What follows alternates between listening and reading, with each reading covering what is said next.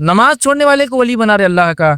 यहाँ अल्लाह के रसूल सल्लल्लाहु अलैहि वसल्लम चल नहीं सकते, नमाज पढ़ रहे हैं, पैर रगड़े जा रहे हैं, खड़े नहीं तो बैठ कर पढ़ रहे हैं, बैठ कर नहीं तो लेट कर पढ़े हैं। नमाज किसी हाल में माफ नहीं है। खड़े रहकर पढ़ो, खड़े रहकर नहीं पढ़ सकते तो बैठ कर पढ़ो। बहुत सी बार गलतफहमी यहाँ पर लोगों को होती है, खासतौर से औरतों ने सिर्फ बैठ के नमाज पढ़ा। नहीं, खड़े रहने के मुकाबले में बैठ के नमाज का सब सिर्फ आधा मिलता है, हाफ मिलता है। खड़े रहकर पढ़ो, नहीं पढ़ सकते हो बैठ कर पढ़ो, नहीं पढ़ सकते हो लेट कर पढ़ो, नहीं पढ़ सकते हो इशारों में पढ़ो। अगर इशारों की ताकत नहीं लगे लेकिन जहन काम करता है तो अपने जहन में पढ़ो। लेकिन नमाज को पढ़ना है, ये किसी हालत में माफ़ नहीं है, खुशी में माफ़ नहीं है, गम में माफ़ नहीं है। मैं क्यों कह रहा हूँ, मान लो खुशी और गम। आज मेरी शादी में नमाज थोड़ी पढ़ने वाला हूँ आज माशाल्लाह। आज तो औरत दुल्हन बनी हुई है, दुल्हन पे नमाज माफ़ है, दूल्हे पे नमाज माफ़ है आज।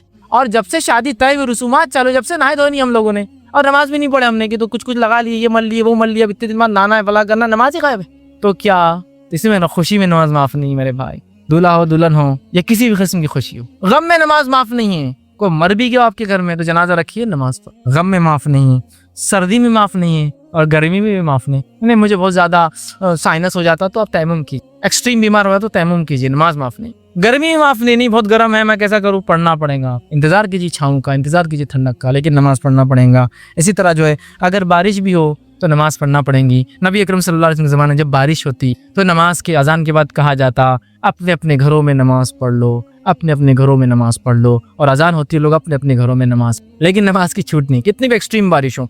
इसी तरह जो है तंदुरुस्ती हो या जो है बीमारी हो, नमाज माफ नहीं। तंदुरुस्त हूँ तो भी नमाज पढ़ूंगा, बीमार हूँ तो जो हैसियत में हूँ वैसी नमाज, खड़े बैठे लेटे जितना वजू हो सकता है, जितना टाइम हो सकता, जो कुछ है करना पड़ेगा। न शहर में माफ़ है न सफ़र में माफ़ है। ये शहर में है भी तो पढ़ना है और सफ़र में भी। तो बहुत से लोग शहर में बराबर नमाज, सफ़र में जो जाते तो 8 दिन बाद नहीं बहुत गंदा लगता, वो तहत खाने अच्छे नहीं रहते, ट्रेन अच्छी नहीं रहती, यहाँ कौन सा होगा, वहाँ कौन लौटा होगा, यहाँ क्या हुआ होगा, न को होटल कैसी रहती कि क्या, नहीं नमाज।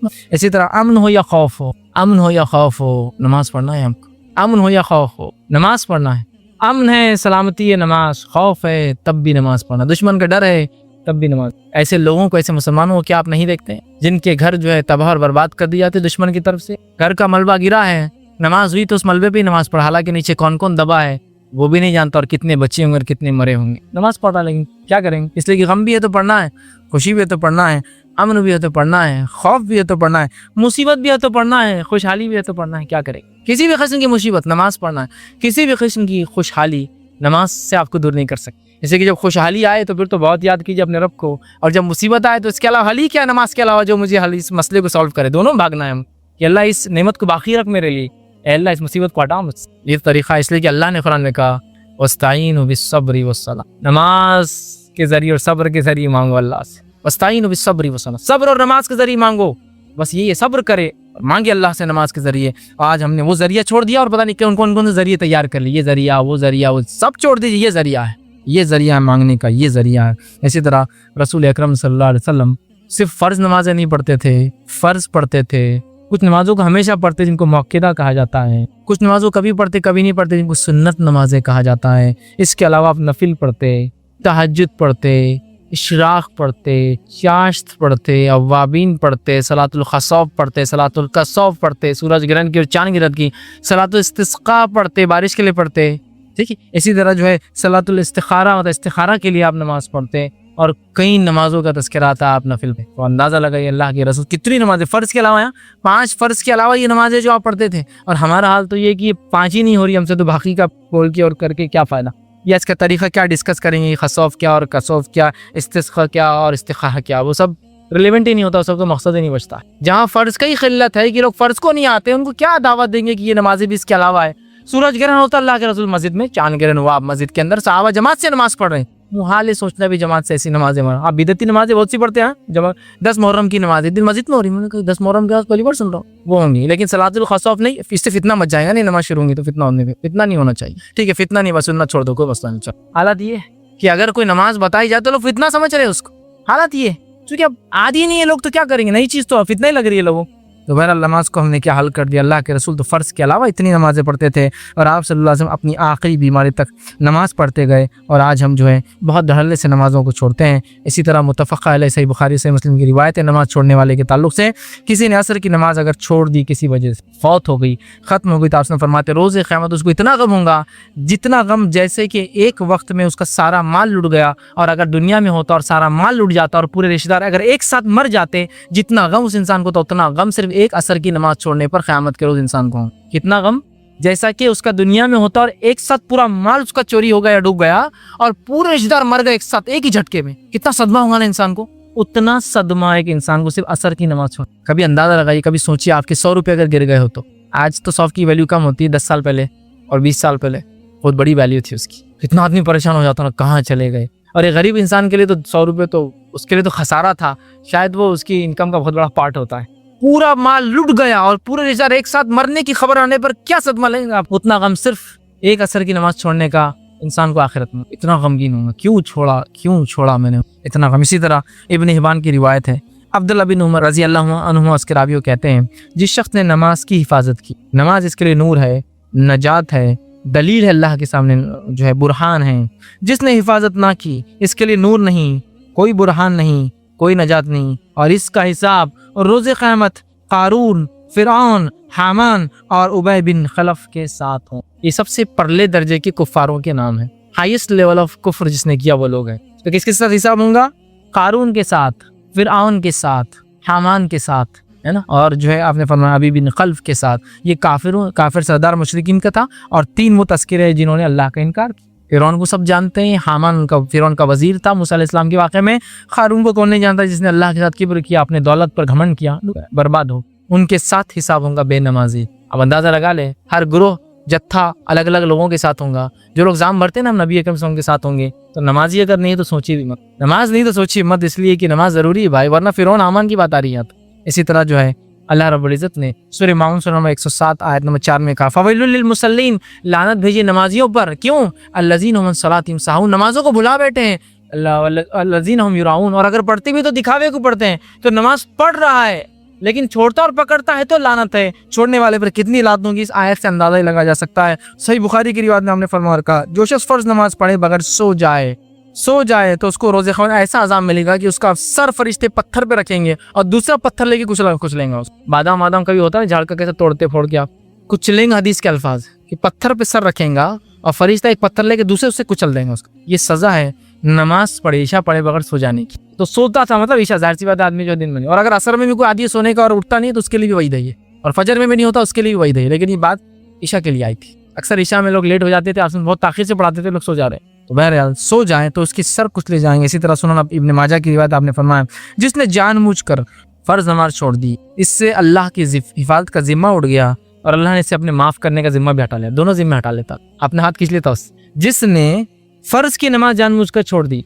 मतलब कोई फ़र्ज फजर ज़ोहर असर मगरिब इशा, उसके बारे में फरमाया जा रहा है अल्लाह ने उससे हिफाजत का जिम्मा छोड़ दिया और अल्लाह ने उसके माफ़ करने का भी जिम्मा छोड़ दिया। हिफाजत भी नहीं और माफ़ी भी नहीं। अब बताइए अल्लाह की हिफाजत से महरूम और माफ़ी से महरूम इंसान कहाँ जाएगा? दुनिया भी बेकार, आखिरत भी बेकार। नमाज हम शुरू कर दे और जहन्नुम में जाने की एक वजह जो कुरान ने बयान की, सूरह मुदस्सिर सूरह नंबर 74 आयत नंबर 43 में, क़ालू लम नकु मिनल मुसल्लीन। जब जहन्नुम में से फरिश्ते पूछेंगे क्या हुआ, क्यों आए यहाँ, तो वो कहेंगे क़ालू, जवाब देंगे, लम नकु मिनल मुसल्लीन, हम नमाज नहीं पढ़ते, हम नमाज नहीं पढ़ते। नमाज नहीं पढ़ना जहन्नुम में जाने वालों की अलामत है, इसलिए कि जहन्नुम में जाने वाले लोग यही कहेंगे कि हम नमाजी नहीं थे। हम कोशिश करें और नमाज को बस लग जाए, नमाज शहवा, शार, तरीक़ा, पहचान हमारी सब कुछ बन जाए।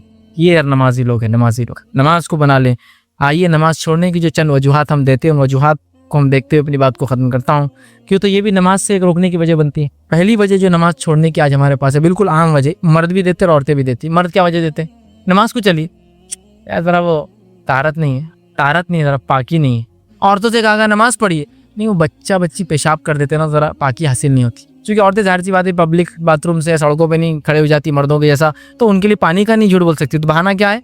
बच्चा पेशाब कर देता, बच्ची पेशाब कर देती, पोता पेशाब कर देता, मेरे पास ही रहता ना, पोती कर देती तो मैं नमाज नहीं पढ़ती, भांजा भतीजा मेरे पास ही रहता ना। बहाना देखिए आप, तहारत सबसे बेसिक बहाना है। किसी को भी नमाज सका, पूरे दुनिया सारे आलम में लोग ये बहाना बनाते। तहारत सबसे फर्स्ट कैटेगरी, तहारत नहीं। मेरे भाई तहारत कितनी मामूली चीज़ है, तो क्यों नहीं रखी तूने होता? इस हाल में अगर इंसान मर जाए, सोचिए थोड़ी देर, तहारत नहीं थी और मर गया, क्या हाल होगा, क्या हाल होगा। जो मजबूर था, दीन पर था, वो अलग बात है।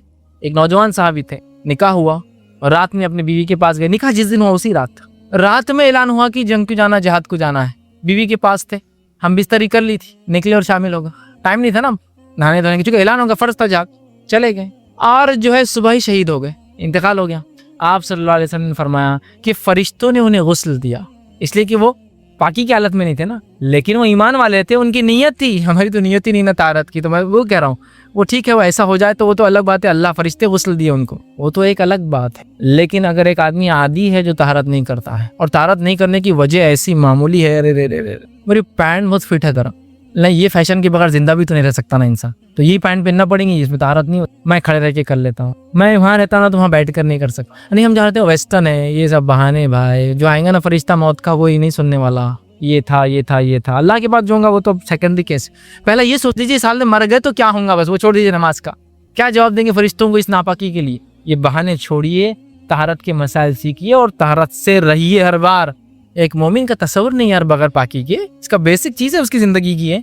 सबसे पहला बहाना पाकीज़गी, दूसरा बहाना अभी तो जवान है यार, पूरी जिंदगी पड़ी हुई, देखेंगे नमाज का क्या लगा है, मुल्लायत, ये लोग मुल्ला लोग भी छोड़ते नहीं पीछे, नमाज नमाज। जवान है अभी, जवानी है, जब देखा जाएगा उम्र आएंगे इंशाल्लाह रिटायरमेंट की 58 के बाद, 60 ईयर्स के अंदर, 40-50 ईयर्स में, 35 में जब बेकार हो जाएंगे, हाथ पर काम निकल सड़ जाएंगे। अल्लाह को पसंद भी नहीं ऐसी चीज़, अल्लाह जवानी को पसंद करता है, अल्लाह को बड़ा, ये अलग बात है, बूढ़े लोगों की अलग हुर्मत है, लेकिन जो चीज़ प्राइम है जिंदगी की वो जवानी है। अल्लाह जवानी की इबादतों के बारे में पूछने वाला है। नौजवान जिसकी जिंदगी जवानी इबादत में गुजरी, वार्ष के साए में होगा। मौत के बाद अल्लाह जो 5 सवाल करने हैं उसमें एक सवाल है जवानी कहाँ गुजारी। प्राइम है ना, इसलिए कह रहा हूँ, बुढ़ापा को बुरा नहीं, लेकिन जवानी प्राइम है। प्राइम बर्बाद करते हो दुनिया में और बोलते हो आखिरत में बुढ़ापा देंगे अल्लाह को, तो अल्लाह को भी जो ये चीज़ पसंद नहीं, फिर रिजेक्टेड चीज़ को कौन, दुनिया जब आपको बोलते तुम्हारी जरूरत नहीं, निकलो यार 50 ईयर में यहाँ से रिटायर्ड हो, आप बोल रहे हो अल्लाह के लिए दूंगा मैं, क्या फायदा अल्लाह के लिए, देखिए जवानी दीजिए। नहीं अभी तो जवान है यार, जरा फिर देखेंगे बड़ी उम्र के बाद जरा। अरे इतना छोटा बच्चा यार, तुम्हारा 10 साल का तुम मारते हो उसको नमाज के लिए, अरे बड़ा होगा 18-20 साल का, फिर देखेंगे 10 साल में जिसको आदत नहीं हुई, क्या 18-20 साल में उसको आदत होगी। नहीं अभी छोटा है, बड़ा होने के बाद आदत होगी। मैं एक सवाल करता हूँ, लोहा गर्म है और उसको आपकी शक्ल देना है, शक्ल समझते ना, कुछ शेप देना है, तो आप क्या बोले, अरे ठंडा हो दो फिर देंगे ना शक्ल, ठंडा हो बस हथौड़े मारे तो मुंह पे लगते हथौड़े आके, हो लोहे को कुछ नहीं होता है, गरम में 2 हथौड़े उसको ढल जाता है। तो बचपन में ढलो उसको इबादत में, बड़ा होने ये बहाना लोग बच्चों को देते हैं। बच्चे अरे आपकी बच्ची के कपड़े देखो कैसे पहनाए, जरा कुछ अदब है नहीं बेहूद, छोटी है अभी, बड़े होने के बाद देखेंगे। फिर बड़े होने के बाद बोलते बेटा ये कैसे कपड़े, बोलते अब्बा सीधे हो जाओ, सारे बचपन हमको पहनाते रहते और आप बोल रहे ऐसे कपड़े और वैसे कपड़े, चलो निकलो यहाँ से हजरत, वो उम्र है वो उम्र है। तो जवानी है अभी, जवानी है अभी तो बाकी है बहुत वक्त। तीसरा बहाना, हम कहाँ इतने गुनाहगार है यार, तुम नमाज की बात कर रहे, हम थोड़ी गुनाह करते, जो लोग गुनाह करते हैं ना वो नमाजें पढ़ते रहते हैं, अपन ज्यादा गुनाह करते हैं अपन लेने में ना देने में, तो अपने को नमाज की जरूरत भी नहीं। सहाबा लेने देने में थे के लोगों के, रोज गुनाह करते थे सुबह और शाम, जो उनको 5 नमाज की जरूरत थी। मैं नमाज फर्ज है उसकी बात कर रहा हूँ मेरे भाई, ये गुनाह मिटाती है, लेकिन ये फर्ज भी है, गुनाह नहीं भी है तो पढ़ना है। अंबिया पढ़ रहे हैं, उन्होंने क्या गुनाह करते थे, अंबिया अलैहिस्सलातु वस्सलाम पढ़ रहे हैं, तो हम गुनाह नहीं करते बोले इसलिए नमाज की जरूरत नहीं, एक बहाना। तीसरी वजह जो लोग बहाना बनाते वो ये है कि नमाज पढ़ना नहीं आती, सीखे नहीं बचपन में, तो अब बड़े हो गए तो अब शर्म आती, तो जान दो, छोड़ी तो चक्कर, जाना नहीं। बचपन में नहीं सीखी तो बड़े हो गए तो हमको शर्म आती, मस्जिद में जाने शर्म आती है, और वो आदत नहीं डाले वालिद ने, है ना। अगर ये बात को आपका मैनेजर बोले कि देखिए आपको अब ये आपकी जॉब यहाँ शिफ्ट कर रहे हैं और आपको ये चीज़ें सीखना पड़ेगी, कंप्यूटर सीखना पड़ेगा, ये MSc IT का कोर्स देना पड़ेगा, तो अरे बहुत अभी 8 दिन में सर्टिफिकेट लाता सीख के सब में। लेकिन तुम बुढ़े हो गए ना 55 साल के, ना कुछ नई सैलरी अगर बढ़ रही है और वो रहा तो मैं सब कुछ करके आऊँगा, लेकिन दिन के लिए नहीं, अब बचपन में आदत नहीं थी, अब क्या आदत नहीं लगी, अब चलो ये जिंदगी देख लेंगे फिर क्या होगा, मतलब ऐसा जैसा कि फिर जाएंगे, फिर पैदा होकर फिर आने वाले हैं, अगली जिंदगी में फिर से उन्हें आदत डालने वाले अपनी। मेरे भाई पछताओ इस पर कि जो जिंदगी बेकार कर दी है, और बदलो अपने आप को कि मुझे अब अपने आप को बदलना है और एक अच्छी जिंदगी गुजारना है। इसी तरह जो है 5वीं वजह जो बताई जाती है वो ये है कि नमाज में दिल नहीं लगता, वसवसे आते बोल के नमाज नहीं पढ़ते। बहुत लोग बोलते हैं अरे नमाज क्यों नहीं पढ़ रहे, नमाज पढ़ते वसवसे आते इसलिए नहीं पढ़ते। जिसको नमाज पढ़ने से वसवसे आते और नमाज नहीं पढ़ता, तो उसकी मिसाल ऐसी कि घर में चोर आ रहे बोल के तिजोरी खुली रख दिया मैंने, वसवसे उसको आते, इसका ईमान है, ईमान है मतलब शैतान आता ईमान चुराना चाहता, आपने नमाज छोड़ दी, उसकी मिसाल ऐसी है जैसा कि चोर आते हैं और आपने तिजोरी खुली छोड़ दी। अब तो हिफाजत ज्यादा करो, वसवसे आना तो ईमान की अलामत है आपके। चोर तो वहीं आता है ना जब पैसा है, क्या झोपड़ियों में जाता है चोर और जंगलों में जाता है, नहीं मालदार बस्तियों में जाता है वो। शैतान भी ईमान वालों के पास आता है। नहीं वसवसे आ रहे बोल के ज्यादा पढ़ना छोड़ के आपने क्या की, तिजोरी खुली रख दी, भाई जो ले जाना ले जा, उसका काम कर दिया, वो आता भी नहीं, फिर वसवसे भी नहीं डालता, वो तो हो गया जो करना था, लगा दिया अपने ग्रुप में शामिल कर दिया, निकल गया। छठी जो वजह लोग बताते हैं वो ये है, मेकअप और स्टाइल खराब हो जाता। मेकअप और स्टाइल, अब देखो दावत में आए, सुबह 10 बजे से जाके लेटे हुए थे, 2-3 बजे सच के आए, अब दावत शुरू हो रही है असर से लेकर इशा तक, तो वो 2 नमाजें तो गई। अब ये नमाज भी नहीं पढ़ सकते ना, इसलिए कि मेकअप इतना महंगा कॉस्टली हुआ और क्या क्या स्टीम ले लिया, ये कर लिया, वैक्सिंग कर लिया, फलां कर लिया। अब शाम में कम से कम 14वीं के चांद जैसा कुछ तो चमकूँ मैं यार महफिल में। वजू से तो देखो खराब हो जाएंगे ना, असर का वजू, मगरिब का वजू, इशा का। और इतना कोई पावरफुल आदमी तो नहीं ना फजर से इशा तक एक ही वजू चलाएंगा, मुमकिन भी नहीं, इम्कानात भी नहीं है कि इंसान की इतना लंबा वजू एक पूरा दिन बोले बगैर उसके सुबह कर लिए चांद नहीं होता। समझ रहा है बात को? तो मेकअप और स्टाइल नमाज को छोड़ने की वजह भाई, नमाज को चलिए वो लेनिन है, थोड़ा सा कॉटन थोड़ा सा जब फोल्ड करेंगे ना इतने, उससे मैंने करके लाया पूरा, करके थक गया था मैं, उसको आयरन मार मार के 3 बार कराया, तो जब इतना सूट बना वैसा, और आप नमाज को चलो बोलते हो उतारते हो, नहीं हो सकता। स्टाइल खराब हो जाएगा, मेकअप खराब हो जाएगा। ये वजह बहुत बड़ी याद रखी बहुत से लोगों की कि आम दिनों में आम कपड़ों में नमाज पढ़ते हैं, जब अच्छे कपड़े पहनते हैं और मजलिसों में जाते तो कभी नमाज नहीं पढ़ते, नहीं वो सब मेकअप खराब हो जाएगा, एक ही वजह है। इसी तरह एक वजह, 7वीं वजह जो लोग देते हैं वो ये है कि जो आदि नहीं है बचपन से, तो अब दिल नहीं लगता हमारा, मतलब बचपन से नहीं पढ़े ना तो अब वो दिल नहीं लगता हमारा, तो अब नमाज नहीं पढ़ते हैं। अगर बचपन से नहीं पढ़े, दिल नहीं लगा ना, अपने दिल को आदी बनाइए कि अब बेटा लग जा बोलना, वरना खबर में भी नहीं लगेगा और आखिरत में भी नहीं लगेगा बोलना, बहुत मुश्किल होता है। अब लग जा बोलना है, ये रीज़न नहीं है बोलना कोई लग जा तू, वरना खबर की ज़िंदगी बहुत बेकार, बहुत उचाट है बोलना, फिर अकेले हैं और आखिरत की बहुत ख़तरनाक है। लग जा, सुधर जा बोलना, दिल को मनाइए, वरना फिर आप भी हो जाएंगे। क्या तूने उस शख्स को देखा जिसने अपनी ख्वाहिशात को अपना माबूद बना लिया है? ख्वाहिशात नफ्स, ये 7 बहाने तो जो लोग उमूमन देते हैं। आखिर में सहाबा का एक कौल रखता हूँ, जामे तिरमिज़ी की रिवायत है, सहाबा का एक कौल है, इमाम तिरमिज़ी इसको रिवायत करते हैं, काना अस्हाबु मुहम्मदिन सल्लल्लाहु अलैहि वसल्लम ला यरौना शय्यम मिनल अमाली तरकुहु कुफ्रुन गैर अस्सलाह, कि मोहम्मद सल्लल्लाहु अलैहि वसल्लम के सहाबा किसी अमल के छोड़ने को कुफ्र नहीं मानते थे सिवाय नमाज को छोड़ने वाले को। सहाबा का इजमा है इस चीज़ पर कि जो शख्स जो है नमाज छोड़ दे वो काफिर हो जाता है। इसलिए कि इमाम तिरमिज़ी सहाबा का नकल कर रहे हैं कि मोहम्मद सल्लल्लाहु अलैहि वसल्लम के असहाब किसी चीज़ को कुफ्र नहीं मानते थे सिवाय नमाज को छोड़ने को। क्या अपना तरकुहु कुफ्रुन गैर अस्सलाह, किसी चीज़ को छोड़ने को कुफ्र नहीं कहते सिवाय नमाज को। सहाबा का इजमा और फतवा है कि वो शख्स काफिर है जो नमाज को छोड़ता है। मैं समझता हूँ इतनी वहीद हमारे लिए काफ़ी है। अपनी बात को मैं ख़ात्मे की तरफ ले जाता हूँ। आखिरी बात सिर्फ उसके फ़ायदे और नुकसानात रख के ख़त्म कर रहा हूँ। नमाज के फ़ायदे चूँकि मैंने कहा ना पूरे नहीं रख सकता हूँ, सिर्फ सरसरी गिनवा देता हूँ, इंशाअल्लाह जिस फ़ायदेमंद होंगे। नमाज के फ़ायदे अल्लामा इब्न क़य्यिम अल-जौज़ी रहमहुल्लाह ज़ाद अल-माद में नक़ल करते और कहते हैं, हुसूल रिज़्क़ का बायस है नमाज, हुसूल रिज़्क़ का बायस है, रिज़्क़ आने का ज़रिया है, परेशानी से नजात देने वाली चीज़ है, दिल को तक़वियत देती है, जान के लिए फ़रहत खुशी का जो है एक जो ज़रिया है, जिस्म में निशात पैदा होती है, इसी तरह जो है शरह सद्र का ज़रिया, दिल खुल जाता है दीन के लिए, दिल को मुनव्वर करने वाली चीज़ है, अज़ाब इलाही से हिफाजत करने का सबब है, शैतान से दूरी रखती है, जो है मुहाफ़िज़ सेहत है, सेहत अच्छी रहती है नमाजी की, बीमारियों को रफ़ा दूर करने का ज़रिया है, चेहरे को चमकाने मुनव्वर करने का ज़रिया है, सुस्ती और काहिली को दूर भगाती है, जो है ख़वाए जिस्म को दोबाला करती, ताकत जिस्म को और बढ़ा देती है, रूह की ग़िज़ा है, नेमत इलाही की मुहाफ़िज़ है। जो नमाज़ पढ़ता है अल्लाह उसकी नेमतों को बाकी रखता है, तो नेमत इलाही की मुहाफ़िज़ है, बायस खैर और बरकत है,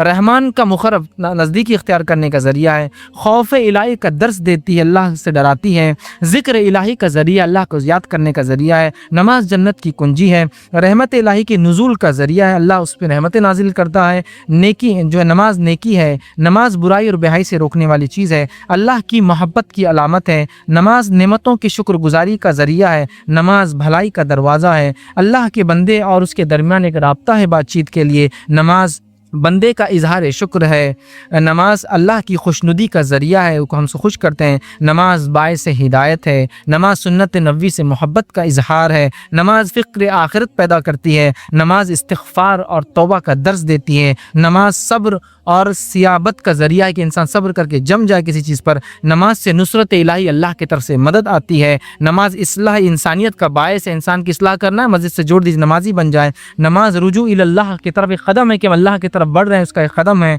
नमाज जो है इख़वत दीनी कायम करती है, मुसलमानों की आपसी मोहब्बत को बढ़ाती है, नमाज गुनाहों से पाक होने का ज़रिया है, नमाज शैतान से दुश्मनी का इजहार है, नमाज जो है अज़ाब क़ब्र को मिटा देती है, उसके ख़िलाफ़ ढाल बन जाती है, दुनिया की बेरग़बती और अल्लाह से ताल्लुक़ करने का वो लिखते हैं, मिन जुमला ये 43 फ़वाइद वो लिखते हैं। उसके बाद नमाज छोड़ने के चंद नुकसानात रख के बात ख़त्म करना हूँ। जो हमने देखे हदीस से और कुरान से वो ये है, नमाज से लापरवाही तबाही और बर्बादी का सबब है। नमाज छोड़ना कुफ्र है, नमाज छोड़ना शिरक है, नमाज छोड़ना निफाक है। तर्क नमाज जो है वो जो है दरअसल जो है दीन की तकजीब है, दीन और इस्लाम का इनकार है। बेनमाजी फ़िरौन, हामान और क़ारून के साथ उसका हश्र होगा। नमाज को छोड़ने वाला दीन और ईमान में बाकी नहीं रहता। बेनमाजी फासिक और फाजिर होता है। बेनमाजी इस्लाम से उसका कोई लेना देना नहीं होता है। बेनमाजी शैतान का बंदा होता है। इसी तरह नमाज तर्क करने वाला जहन्नुम में जाएगा। नमाज से दूरी रहमत इलाही से दूरी हो जाती है। नमाज तर्क करना जो है बेसुकूनी की एक वजह है दुनिया में।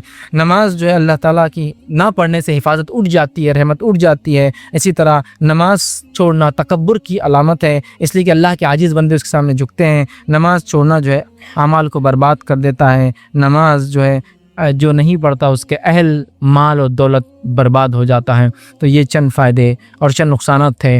मैं इसी पे अपनी बात ख़त्म करूँगा। अल्लाह रब्बुल इज़्ज़त से दुआ है कि अल्लाह सुब्हान तआला जो कुछ कहा सुना गया उसे अमल की तौफ़ीक़ अता फ़रमाए। अल्लाह हमें और हमारी नस्लों को नमाजी बना दे। हम तमाम का रिश्ता मस्जिद से जोड़ दे। हमें सिर्फ नमाजी नहीं बल्कि जमात से नमाज़ पढ़ने की तौफ़ीक़ अता फ़रमा। और सिर्फ फ़र्ज़ नमाज नहीं, अल्लाह हमें मौक़िदा सुनन और नवाफ़िल पढ़ने की तौफ़ीक़ अता फ़रमा। हम तमाम को जो नमाज़ें छूटी अल्लाह उस मामले में हमें माफ़ कर, उस गुनाह को हमारे जो है तो हमारे इस मामले में तौबा कबूल कर और हमें इस लायक बना कि आइंदा हम अपनी ज़िंदगी में कभी नमाज ना छोड़ें। जब तक हमें अल्लाह ज़िंदा रख, ईमान और इस्लाम पे ज़िंदा रख। ख़ात्मा हमारा ईमान पर हो। आखिर दावाना अल्हम्दुलिल्लाहि रब्बिल आलमीन।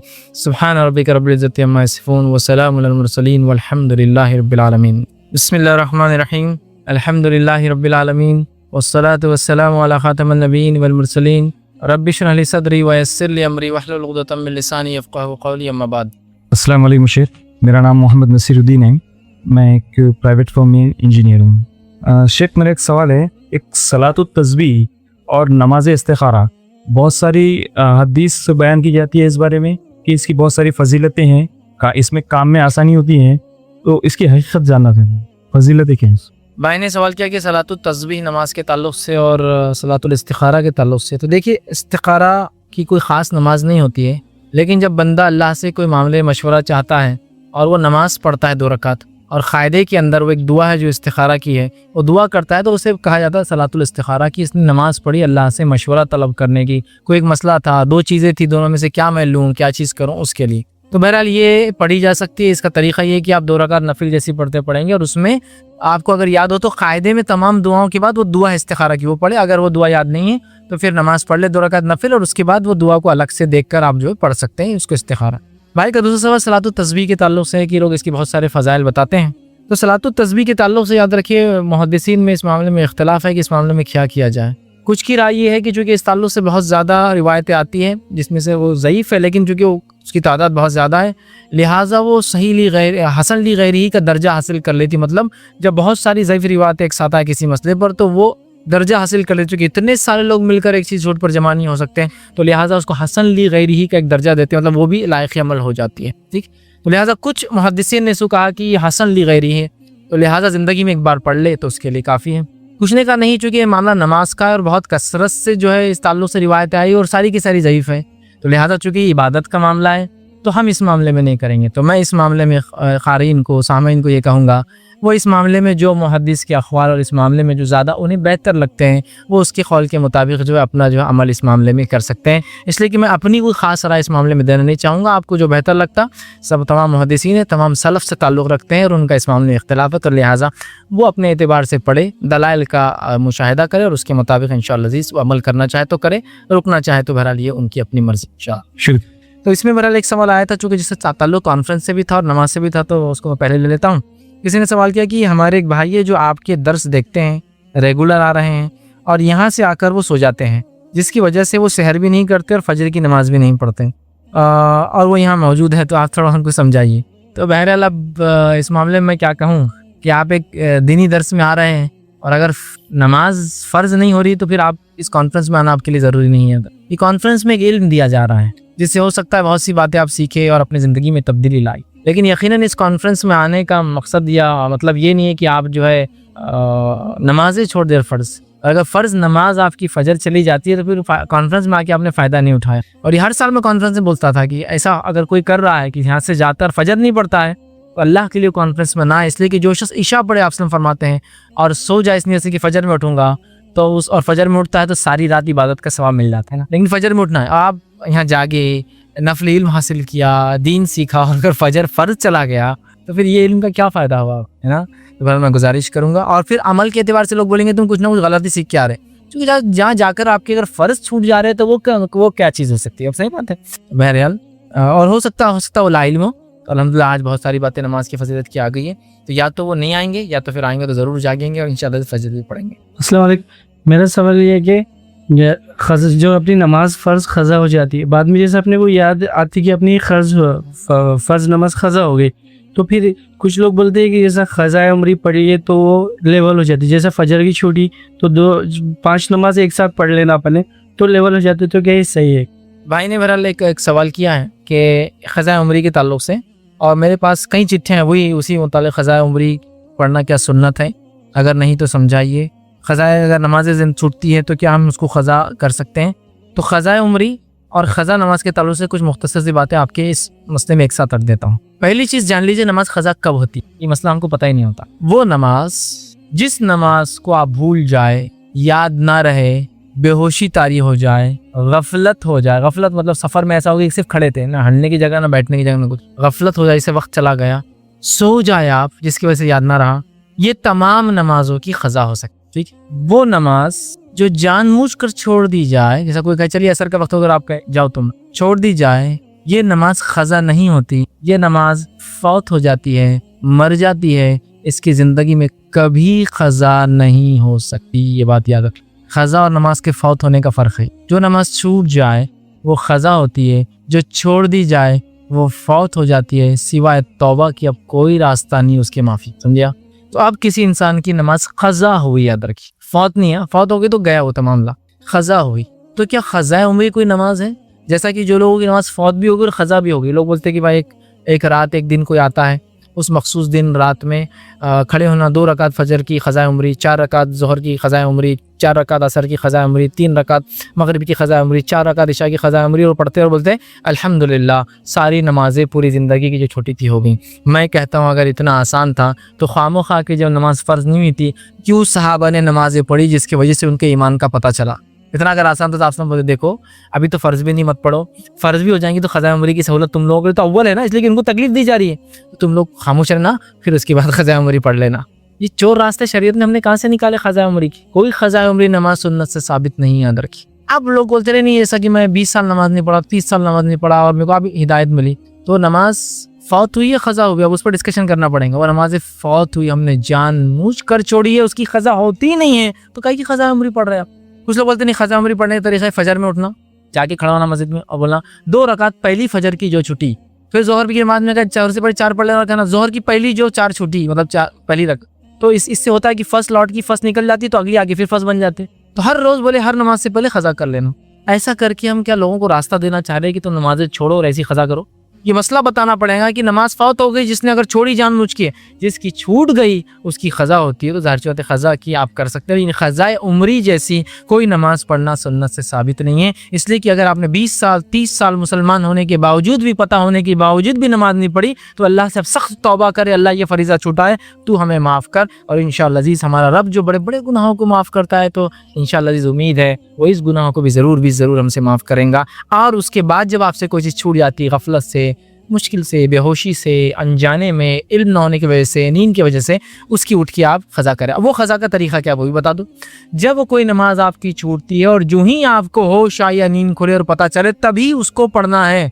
मिसाल, आप फजर में अलार्म लगा के सोए, नींद खुली तो क्या हो गया, सूरज निकल गया था, 7 बज गए थे समय। तो हमारे लोग क्या करते हैं बहुत सारे, आप जान दो अब आप ज़ोहर में वज़ू करेंगे, डबल वज़ू करके क्या फ़ायदा। फिर ज़ोहर से पहले जाते हैं मस्जिद में, वज़ू करके 2 रकात पहले पढ़ते फजर की और ज़ोहर की। याद रखिए जो नमाज जब छूट जाती है, जब आपने हदीस में फरमाया जब कोई इंसान को नींद लग जाए, आँख लग जाए, जब वो उठे तब उसके लिए फजर का वक्त है। लेकिन ये सुस्ती कायली वाले और रोज़ छोड़ने वालों के लिए नहीं हदीस, ये गफलत से हो गया। मैंने अलार्म लगाया, मैंने सब कुछ किया, मैंने घर वालों से कहा, सब होने के बावजूद भी इंसान है, होगी गफलत, महीने में 1-2 बार हो सकती है ऐसी गफलत हो जाए मुझसे। तो आपने फरमाया जब नींद से जागे जब उसके लिए वक्त है, चूंकि वो गफलत में था, उस पर नींद का गलबा हो गया था, उसने सब कुछ कोशिश की उठने की फिर भी नहीं उठ सका, उसके लिए तब है। असर के लिए आप लेटे और नींद नहीं लग गई कि अब बिल्कुल ऐसा हो गया कि असर का वक्त खत्म होने पर है, बहुत लेट हो गया, उठते ही आपको असर पढ़ना, अब ये नहीं जानता मगरिब का, क्योंकि जब उठे तब उसके लिए वक्त है, हदीस में अल्फाज है, तभी उसको फौरन अदा कर देनी है। खामोखा के दो नमाजों को मिलाकर पढ़ना गुनाह कबीरा है। फर्ज अपनी जगह अपने वक्त पर नमाज फर्ज है, कभी भी नहीं पढ़ सकते, ठीक है। तो लिहाजा खजा अगर हो जाए, जैसे ही याद आ अरे जोहर का वक्त था, फौरन करना, असर तक इंतजार नहीं, डबल वजू के करना, डबल फला करना, वो करना, ठीक है, फौरन आप उसको कर ली। कुछ लोगों को तो इतनी राय में होती है कि मस्जिद में जाते वजू करके, अगर जमात खत्म हो गई तो बोलते अब जान दो खजा हो गई, अब अपन मगरिब में पढ़ लेंगे, सर चले जाते। अरे भाई आप वापस जा रहे हो गए ना जमात, क्या फायदा, आप मगरिब से पढ़े तभी आपको पढ़ना। और जो शख्स मस्जिद में दाखिल हो इसलिए कि नमाज पढ़ो, जमात हो भी गई, आप सल्लल्लाहु अलैहि वसल्लम फरमाया वो नमाज वहीं पढ़े, इसलिए उसको पूरी जमात का सवाब मिलेगा क्योंकि उसकी नीयत थी, ठीक है। तो बहरहाल खजा नमाज को तभी पढ़ना है, और जो नमाज जानबूझ के छोड़ी जाती है वो फौत हो जाती है। फिर सवाल क्या नमाज नहीं पढ़ने से घर में खैर व बरकत उड़ जाती है? क्योंकि हमारे घर में 2 साल से तंगी आ रही है, इसका क्या मामला है? तो देखिए, नमाज ना पढ़ने से खैर व बरकत यकीनन इंसान की छीन जाती है, रिस्क में कमी हो जाती है, दिल परेशान हो उठते हैं, तंगी हो जाती है, आसपास का माहौल हमारे खिलाफ हो जाता है, औलाद नाफरमान हो सकती है, बहुत सारे नुकसान होते हैं। तो हो सकता है नमाज ना पढ़ने से युवा हो, आप फ़ौरन नमाज का मामला चालू कर दो। और नमाज अगर आप पढ़ते हो और फिर भी ये तंगी आ रही तो अल्लाह की तरफ से आजमाइश है, इस पर आप सब्र करते रहिए, और उस सब्र में भी नमाज के ज़रिए सब्र कीजिए कि सब्र कीजिए और नमाज कायम करते रहिए। अल्लाह इस तंगी को, इस परेशानी को, इस मुश्किल को हमसे दूर कर, ठीक है। तो दोनों चीज़ें हैं, नमाज ना पढ़ने की वजह से अगर ये हो रहा है तो नमाज शुरू कर दीजिए, और अगर नमाज पढ़ते हैं माशाल्लाह तो आप फ़ौरन क्या कीजिए, अल्लाह से और डट कर नमाज पढ़िए, नवाफिल का इजाफा कीजिए और दुआ कीजिए। इंशाअल्लाह अज़ीज़ ये नमाज और सब्र इंशाअल्लाह ये आपके जो है मांगने का ज़रिया बनेगा, और अल्लाह ताला की आजमाइश से आप निकलेंगे, अल्लाह दुनिया की ज़िंदगी भी अच्छी करेगा, इस आजमाइश के बदले आखिरत में बदला भी देंगे, और इंशाल्लाह आखिरत की ज़िंदगी भी हमारी सवाब देंगे। अस्सलाम वालेकुम, हमारा नाम सैयद फैसल है। हमारा आपसे सवाल है कि आज आपने बताया नमाज तर्क करने की सज़ा और छोड़ने की सज़ा, तो नमाज ख़ज़ा करने की सज़ा क्या है? भाई ने एक सवाल किया कि मैंने नमाज छोड़ने के बारे में बताया कि सहाबा ने कुफ्र कहा, अल्लाह के रसूल मुशरिक कहा, मुनाफिक की अलामत है। नमाज ख़ज़ा करने की क्या सज़ा है? तो याद रखिए, नमाज ख़ज़ा करने के ताल्लुक से कोई सज़ा या उसके मखसूस सज़ा के अल्फाज अहादीस में नहीं आते और कुरान में भी नहीं आते। जैसा बहुत से लोग बोलते हैं अगर एक शख्स एक नमाज को ख़ज़ा करे, चाहे उसको अदा भी कर दे, तो उसको पता नहीं कि गिनती है कुछ तो भी उतना अज़ाब मिलेगा, और एक वो क्वांटिटी 2 करोड़ साल की बराबर होती, 4 करोड़ साल की बराबर होती, 50 करोड़ साल की बराबर होती। तो याद रखिए, ऐसी कोई सही रिवायत साबित नहीं है कि जिसमें मखसूस बताया गया कि क्या मिलेगा ऐसा क्वांटिटी वाइज। जैसा नमाज छोड़ने वालों के सर कुचले जा रहे, सो जा रहे तो फला हो रहा, लेकिन क्वांटिटी वाइज की ख़ज़ा हो गई तब 70,000 वक़्त, ये 70,000 साल का गुनाह, ऐसे कोई हदीस में एग्जैक्ट फिगर्स नहीं आते हैं। तो लिहाजा बहुत सारे लोग वो कुछ पता नहीं हदीस से कहाँ से लाते हैं कि 70 करोड़ साल की भी मैंने सुना कि चाहे आप पढ़ भी ले तो बोले 70 करोड़ साल मिलेंगे। तब आदमी बोलेंगे यार ये तो एक तरह जुल्म हो जा रहा है कि पढ़ रहा हूँ फिर भी 70 करोड़, हालांकि ख़ज़ा वही होती है जो मजबूर है। समझिए आप बात को। तो बहरहाल वैसा नहीं, अल्लाह ताला जो है बड़ा माफ़ करने वाला, रहम करने वाला। तो जैसी ख़ज़ा हो अव्वल जैसी आपको याद है फ़ौरन उसको आप अदा कर ले, यही उसका एक। किसी ने एक सवाल किया, कंपनी में जॉब की वजह से कुछ नमाजें क्या मिलाकर पढ़ना दुरुस्त है? ये सब नमाज की अहमियत पता चल गई, कंपनी का मामला है, तो क्या कुछ नमाजें मिला सकते हैं कंपनी के अंदर? तो देखिए, सबसे पहली चीज़, बिला शरई उज़्र के 2 नमाजों को मिलाना आपके लिए और हमारे लिए जायज़ नहीं है। लिहाजा कंपनी के अंदर जो लोग जाते हैं उनके लिए बताता हूँ, फजर का जो जनरली मसला नहीं होता है, अगर सुबह की शिफ्ट है तो फजर का हो सकता है, लेकिन जनरल शिफ्ट में नहीं होता है। दोपहर की नमाज का एक मसला है, 10 बजे से लेकर 9 बजे से लेकर 6 या 7 बजे तक कंपनियां चलती है। 2 नमाजों का मसला होता है, जिसमें से एक नमाज का मसला हकीकी है, एक नमाज का मसला नहीं। कैसे? जोहर जो होती है आपका लंच, जो आपका ब्रेक होता है खाने का, उसमें पढ़ लीजिए। समझ रहे आप? जोहर जो होती है वो उसमें से 1 बजे ब्रेक हुआ, 1:30 बजे ब्रेक हुआ, 2 बजे हुआ, फौरन पढ़ ले। असल मसला असर का आ जाता है, मगरिब तक तो घर पहुंच जाता है, असर का आता है। और कभी कभार दिन अगर छोटे हो तो असर मगरिब को भी मसला आ जाता है। इस मामले में हम अपने बॉस को, कंपनी के मालिक को गुजारिश करें कि मैं जो है नमाज जो है पढ़ना चाहता हूं, जिसके लिए मैं 5 से 10 मिनट का ब्रेक लूँगा। मैं वज़ू करके फ़ौरन अपनी जगह पर नमाज़ पढ़ूंगा और उसके बाद काम कर। हमारे पास क्या होता नहीं, मेरे को नमाज को जाने का है, कंपनी में काम करे तो अल्हम्दुलिल्लाह जमात से पढ़ूंगा, घर पे कभी जमात से नहीं।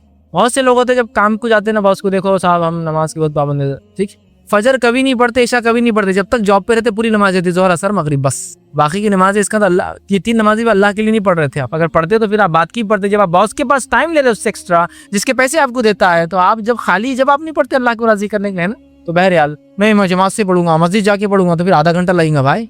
कंपनी आपकी एक एरिया में जहाँ पूरा इंडस्ट्रियल एरिया है, मस्जिद कहीं दूर है, वक्त मांगी 10 मिनट, फ़ौरन वज़ू कीजिए, मुसल्ला साथ ले जाइए, जानमाज़ जिसको आप बोलते हैं, जहाँ मौका मिला साफ ज़मीन है बिछाया और क़िबला रुख। तो आसान, आजकल टेक्नोलॉजी ने इतना आसान कर दिया, बस हैंडसेट को आप दबाइए, बताता क़िबला, आपने रुख किया, आपकी नमाज में। लेकिन हरगिज़ इसकी इजाज़त नहीं दी जाएगी आप नमाज़ छोड़े। और नहीं नहीं नहीं, आप तो आसानी दे दे रहे दीन में, जमात का क्या? तो मेरे भाई नमाज छोड़ने से अच्छा नमाज पढ़ना है ना। नहीं नहीं, फिर जमात नहीं तो नमाज ही नहीं, ये कौन सी बात हुई? जमाती नहीं तो नमाज नहीं। इससे तो आप कई लोगों को हज़ारों हज़ार लाखों को जो बेनमाजी बना दे रहे कह कर कि नहीं मिला लो, असर मगरिब पढ़ लो। हालांकि अगर जमात नमाज जमा भी होंगी तो असर जो है ज़ोहर और असर होंगी और मगरिब और इशा होंगी, असर और जो है मगरिब तो जमा हो ही नहीं सकते किसी भी हाल में। तो लिहाजा वो जहाँ है वहीं पढ़ ले। नहीं, हम कंपनी में 10 मुसलमान हैं, हम जमात बनाएंगे, बहुत अच्छी बात है, कंपनी इजाज़त देती है तो आप जमात भी बनाइए, बहुत बड़ी बात है। कंपनी अगर जमात की इजाज़त नहीं देती तो नहीं, हम लड़ेंगे, उनसे फाइट करेंगे। अब एक नया मसला चालू, वैसे पूरी दुनिया बता रही है मुसलमान ऐसे ऐसे ऐसे, कंपनी वाले रखने को तैयार नहीं। दो कौमों कंपनी वाले रखते, मुसलमानों को एक दूसरी कौमों को रखते नहीं जल्दी, पहले यूनियन बना लेते, झगड़ा करते, ये करते, मसाइल पैदा करते, फिर उस पर आप मौका देते। धीरे धीरे सब होगा। आज आप इनफरादी पढ़ते हैं, कल बॉस से परमिशन ली, हम 2 लोग हैं साथ, तो उतना ही मतलब पड़ेंगे इंशाल्लाह, टाइम आपको ज़्यादा नहीं लेंगे, उतने देंगे। कल 3 हो गए कि हम 3 पढ़ लेते हैं, धीरे धीरे बॉस बोलेंगे एक बना दो यार मुसलमानों के लिए एक जगह कोई अलग, थोड़ा सा आसानी से। इसी सवाल में एक सवाल था कि अगर हम वहाँ नमाज पढ़ते हैं कंपनी के अंदर, तो अगर वहाँ वज़ू का मसला होता है और वो तस्वीरों का मसला होता है कभी कंपनियों में कि कुछ तस्वीरें लगी होती है, वो जैसा माबूदों की जो लोग इबादतें करते हैं अल्लाह के अलावा, उनकी तस्वीरें होती है वो, तो देखिए आप क्या कीजिए, अगर तस्वीरें वो है तो इजाज़त मांगिए, एक ऐसी जगह जाकर पढ़िए जहाँ तस्वीरें अगर हो भी तो पीछे हो, फिर आपके सामने ना हो, क़िबले की तरफ। समझ रहे बात को? क़िबले की तरफ अगर तस्वीर है तो आप उठाकर जिनको हटाकर जो है पढ़ सकते हैं। लेकिन अब मसला है कि आप हटाने नहीं देंगे, तो आप ऐसी जगह जाइए जहाँ क़िबले तरफ कुछ नहीं। सबसे बेस्ट क्या होगा मानो आपको, एक वेयर हाउस जो होता है कंपनियों का, जहाँ सामान पड़ा होता है, वहाँ आसानी से पढ़ सकते हैं। कभी कभार वहाँ सिक्योरिटी का मसला होता है, चूँकि सामान खुला होता है तो वो एक अलग मसला। लेकिन अगर नहीं, खाली जगह होती है, सेकंड छत होती है, बारिश को छोड़कर छत पे आराम से जाइए, वो टैंक का साया जहाँ आता है वो आता है, वहाँ एक जगह बन सकती है आपको। थर्ड जगह बेसमेंट और पार्किंग लॉट हो सकता है कंपनी का, वहाँ भी आपको कोई कुछ नहीं बोलेंगे। एक कॉलम को बना लीजिए आप, मुसल्ले का वो जगह है, आपने वो डाली और वहाँ शुरू हो गए। नमाज के लिए कोई आपको छूट नहीं, ये बात याद रख ली, ये बात याद रख ली। अल्हम्दुलिल्लाह रहम करे ऐसे लोगों पर जो यूरोप और अमेरिका में रहते हैं, जहाँ मसाजिद ही नहीं मिलते, लेकिन उसके बाद भी आप कई लोगों को देखेंगे गाड़ी रोकी, हाईवे पे नीचे जगह नहीं तो गाड़ी की छत पर नमाज चालू हो गई, डिक्की में जगह नमाज चालू हो गई। पीछे क्या होता था, गाड़ी खड़े की क़िबले की तरफ खड़े हो गए, नमाज हो जाती है उसकी डिक्की पीछे गाड़ी की, टैक्सी, नमाज ही पढ़ रहे हैं आराम से। तो नमाज के लिए छूट नहीं, जहाँ है वहाँ पढ़ रहे हैं। ऐसे बहुत सारे लोगों के जॉब्स है, अल्लाह उन पे भी रहम करे, मैंने देखा हूँ जमात के साथ नमाज पढ़ते हैं, गल्फ कंट्रीज में जॉब करते हैं, रिक्स पे काम करते हैं, और कभी कभार पानी के अंदर जाके रिक्स को सुधारना पड़ता है, मेंटेनेंस रिपेयर करना पड़ता है, तो पानी के अंदर बाजमात नमाज पढ़ते, सुने नहीं आता, इशारों से सब चल रहा है, पानी में फुल पानी, निकल नहीं सकते बाहर, इसलिए निकल के आएंगे तो फिर काम नहीं हो सकता, तो वहीं जमात से नमाज चल रही। तो देखिए एक नमाजी के लिए ये सब बहाने नहीं होना चाहिए। जो अल्लाह के लिए कोशिश करता है अल्लाह उसके रास्ते निकाल ही देता है, याद रखिए, समझ रहे हैं? तो कोशिश कीजिए, अल्लाह फर्ज है। अब नहीं भाई, ये कुछ भी नहीं हो रहा, ना वो जगह दे रहा, ना वो पार्किंग लॉट में पढ़ने दे रहा, बस पीछे चला रहा मेरा दिन भर, पार्किंग लॉट में भी साथ आ जा रहा, ऊपर भी साथ आ जा रहा, वेयर हाउस में भी नहीं बोलता, छत पे भी नहीं बोलता, ये बोलता, तो बॉस को बोलिए अस्सलाम वालेकुम और मैं जा रहा हूँ, खत्म। हाँ, नहीं फैज़ भाई कैसी बेवकूफ़ाना बात कर रहे, जॉब बहुत मुश्किल से मिलती, इतना आसान नहीं, अल्लाह ने तुमको अच्छा लगा तो सबको तुम ऐसा समझ रहे। लोगों शुरू हो जाता, तुम्हारा क्या है, ऐसा हो रहा, इनका वैसा है, सुनने वाले तुम्हारे मालदार लोग हैं, हम गरीबों क्या है। मेरा ये मानना है कि हमारा रिस्क देने वाला ऊपर बैठा हुआ है। अल्लाह तेरे लिए जॉब छोड़ रहा हूँ, अब तू ही करने हो, तेरे हवाले। और मेरा ये मानना है, मेरा ये अकीदा है, मेरे पैदा होने से पहले मेरे रब ने जब मैं 40 और 120 दिन का मेरे माँ के पेट में था, मेरे रब ने हुक्म दे दिया एक फरिश्ते को कि लिख दे इसको क्या मिलना है, तो मेरे रिस्क का जिम्मा मेरे रब का, इसलिए मैं उस मामले में फिक्र नहीं करता। फिर सलाम वालेकुम, मैं चल रहा हूँ, वल्लाह मैं नहीं कर सकता, खल्ली वल्ली उधर ही आपकी जॉब बोल, नमाज नहीं जाऊँ, कुछ भी नहीं बोल, ये सबसे अहम है। तो कल को वो भी सोचेंगे यार क्या मुसलमान है, कैसी कौम है नमाज। अगले बार जब किसी मुसलमान को जॉब पे लेंगे तो पहले बोलेंगे नमाज का टाइम दूंगा तुमको और तुम इतनी देर में पढ़ लेना, क्योंकि पिछला छोड़ के चले गया था, अच्छा था लेकिन छोड़ दिया था।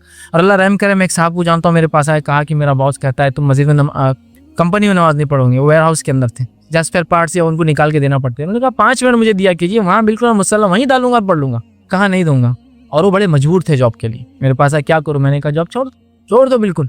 वो गए उस बॉस के पास और जाके, जैसा लोग झगड़ा करके जॉब छोड़ते हर बार, जब भी जाते नुकसान कर देते हैं, मैंने कहा कभी ऐसा मत करना, कभी मत करना, इसलिए कि हम मुसलमान हैं, अगले के लिए हम छाप छोड़ के जाएंगे कि हम लोग अच्छे होते हैं, चाहे तुम हमारे साथ अच्छा सलूक करो या बुरा करो। मैं बोला जाओ आप जॉब, और उसको गिफ्ट दो। नॉन मुस्लिम था, कुरान मॉडर्न साइंस से गिफ्ट दिए, कुरान उसको मिला तर्जुमे गिफ्ट दो, उसको कुछ किताबें दो, उसको एक तोहफा दो और उसको कहो मैं खाना भी खिलाना चाहता हूँ, अगर आप वक्त दे तो मैं जॉब निकलने के बाद, छोड़ने के बाद खिलाऊंगा आपको, इसलिए कि मैं अल्लाह के लिए और मेरी नमाज के लिए नहीं कर सकता, ताकि उसको याद रहे। ये नहीं, मुसलमानों को वक्त देना चाहिए, और अगर मुसलमान उस लायक है उस जॉब के तो इसको मौका आपको देना ही पड़ेगा, मौका कि नमाज की, वरना ये लोग जॉब नहीं करेंगे। अब हमारा मामला ये रहता है कि कंपनी में जाता, दूसरा बोलता बॉस मेरे को नमाज का टाइम है, तो वो दूसरा बोलता अरे ये है ना मुल्ला लोग ऐसे रहते, बॉस रखना नहीं इनको, मैं भी तो मुसलमान है ना, मेरे को देखो ना बॉस मैं कहाँ पढ़ता।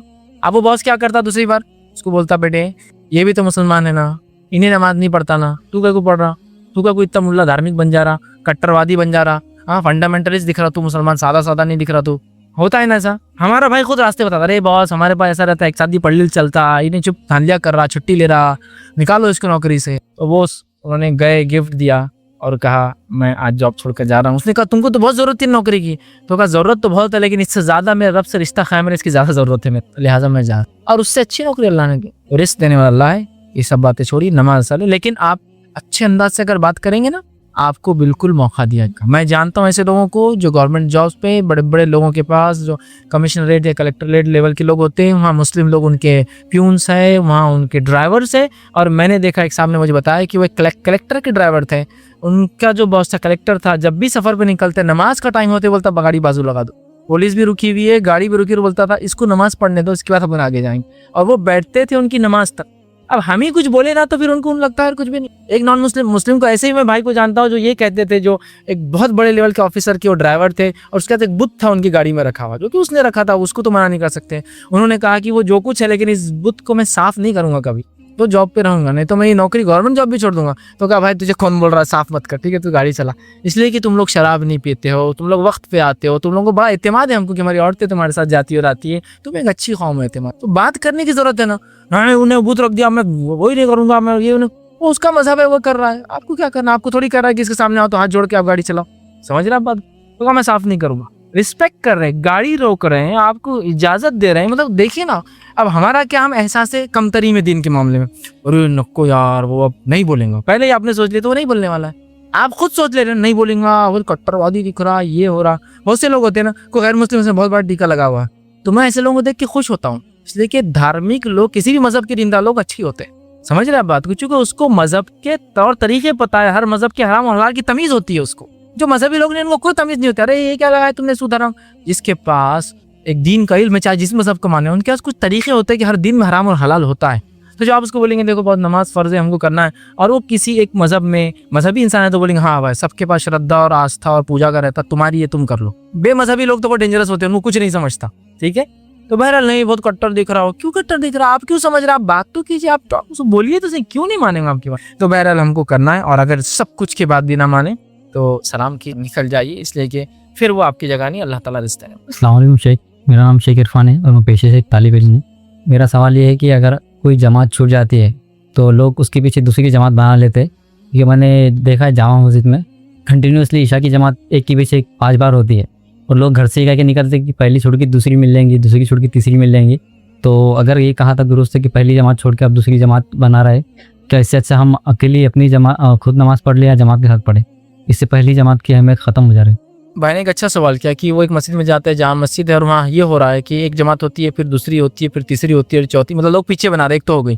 इस मामले में क्या करें, देखिए इस मामले, और लोगों ने ये तरीका बना लिया कि चलो पहली छुट्टी की दूसरी मिलेंगी, दूसरी छुट्टी की तीसरी मिलेंगी, तीसरी छुट्टी की चौथी मिलेंगी। एक मरतबा ऐसी हुआ, मेरा भी एक जो मस्जिद में जाना, बहुत बड़ी मस्जिद थी, लोग बहुत आते हैं, और हुआ ये कि जब मैं लेट गया तो मैंने अपनी रकात बांध ली कि अब मैं लेट हो गया उसके लिए, और मैं पीछे आ रकात बांधनी शुरू की बात है एकदम। अब हुआ ये कि जो एक आदमी आगे बाजू खड़ा हो गया, तो मैं मजबूर हो गया, मैंने खिरत चालू कर दी, इसलिए कि एक बाजू अब जमात हो गई ना, वो आ गया।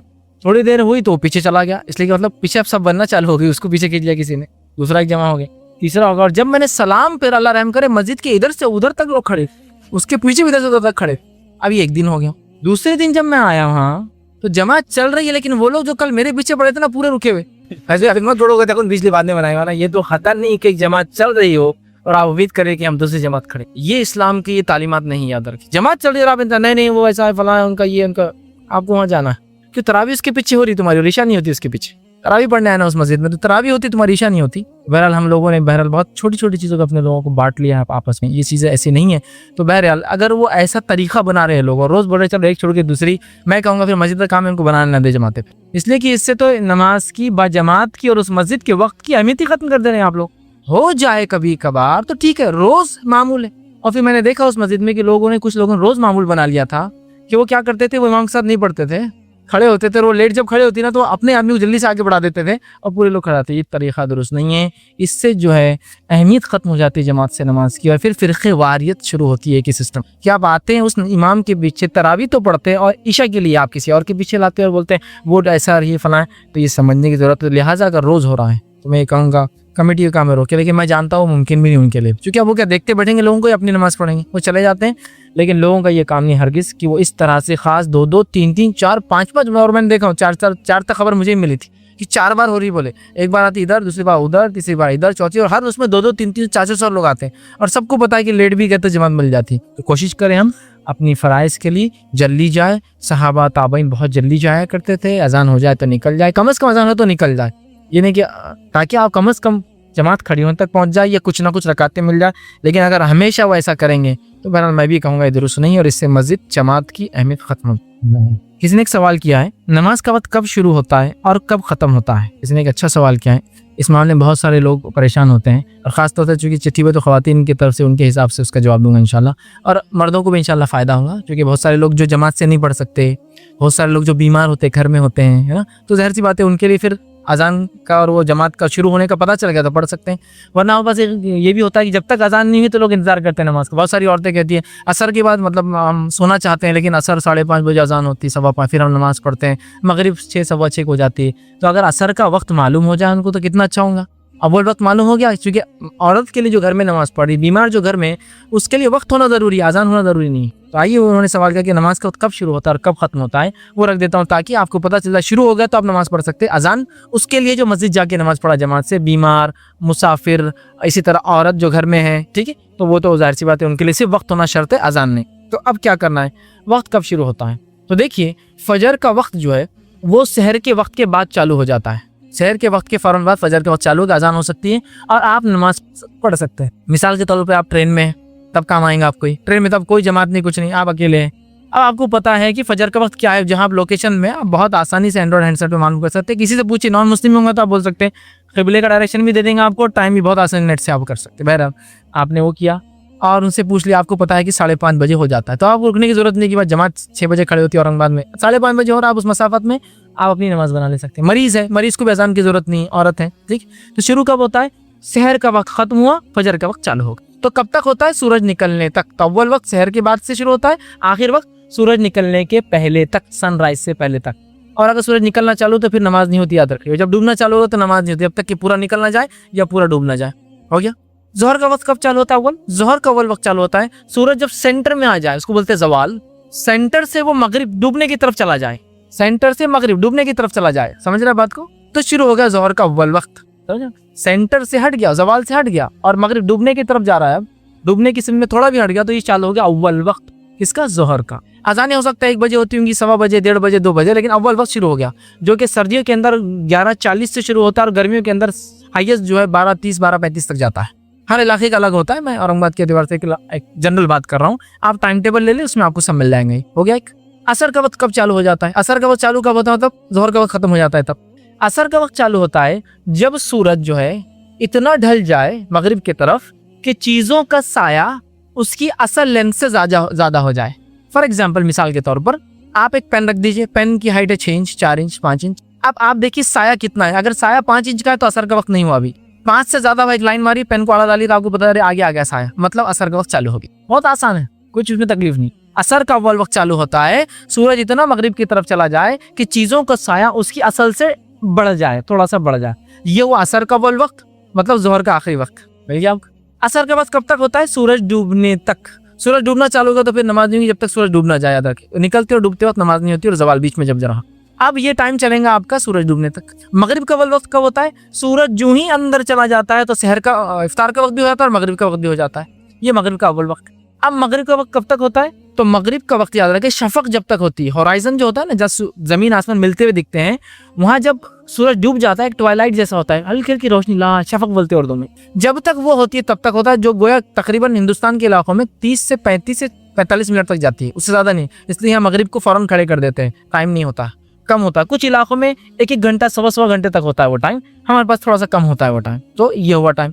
ईशा का वक्त कब चालू होता है? तो ईशा का वक्त जो है, मगर अब चूंकि ईशा के वक्त में मसला ये है कि उसके लिए आपको टाइम मालूम होना चाहिए, इसलिए कि अब सूरज डूब गया है, अब वो अंदाज़ा सूरज से नहीं गेस कर सकते आप।